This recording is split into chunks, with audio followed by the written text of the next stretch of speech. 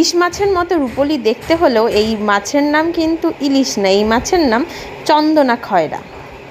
মাছগুলো খুব ভালো করে ধুয়ে নিয়েছি। এবার 1 চামচ লবণ আর 1 চামচ হলুদ ভালো করে মাখিয়ে কড়াইতে সর্ষের তেল গরম বসিয়ে দিলাম।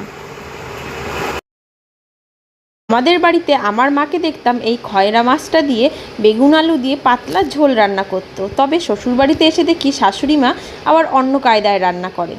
নিয়ে আবার পুরো ইলিশ মাছের যেমন মশলা হয় সেই মশলাতেই এই মাছটা রান্না করে, তবে খেতে কিন্তু দারুণ হয়। মাছগুলো এপিট ওপিট লাল লাল করে ভেজে তুলে নিলাম। বাকি যে মাছগুলো আছে সেগুলোও কিন্তু এবার ভেজে নেব।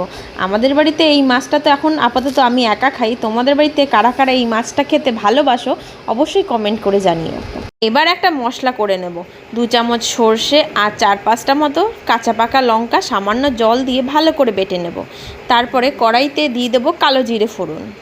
কালো জিরেটা একটু পুড়ে পুড়ে আসলেই এবার কুচিয়ে রাখা একটা টমেটো আমি দিয়ে দেবো। কিছুক্ষণ ভালো করে ভেজে নেব টমেটোটা। তারপর 1/2 চামচ লবণ আর 1/2 চামচ হলুদ গুঁড়ো দিয়ে আর সামান্য পরিমাণ জল দিয়ে আবারও ভালো করে কষিয়ে নেব।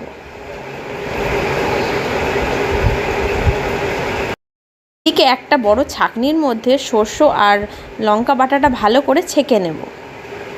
মাঝে মাঝে কষাতেও হবে মশলাটা। তারপরে দিয়ে দিচ্ছি ওই সর্ষে বাটা ছাঁকা জলটা। দেখো দেওয়ার সঙ্গে সঙ্গে কি দারুণ একটা কালার চলে আসলো। ঝোলটা সামান্য ফুটে আসলে ভেজে রাখা মাছগুলো দিয়ে দেব। এইভাবে খয়রা মাছটা যদি রান্না করা হয় তাহলে ইলিশ মাছের মতোই কিন্তু স্বাদ আসে। তোমরা অবশ্যই বাড়িতে একবার ট্রাই করো। দেখো না, কিন্তু আমি তো ধরে আছি ক্যামেরা। মা দেখো না, এখানে দেখো মা। আজকের ক্যামেরাম্যান আমার মেয়ে। সবশেষে আমি ওই কুচিয়ে রাখা ধনেপাতা আর কাঁচা লঙ্কা দিয়ে নামিয়ে নিলাম। রান্না তো হয়ে গেছে, এবার জাস্ট গরম গরম ভাতের সাথে গরম গরম মাছ খেলেই হয়ে যাবে। ভিডিওটা ভালো লাগলে একটা লাইক করো, আর আমার চ্যানেল পিঙ্কু কিচেন ইউটিউব থেকে সাবস্ক্রাইব করে নিও, আর ফেসবুক থেকে ফলো করে নিও পিঙ্কু কিচেন বলে।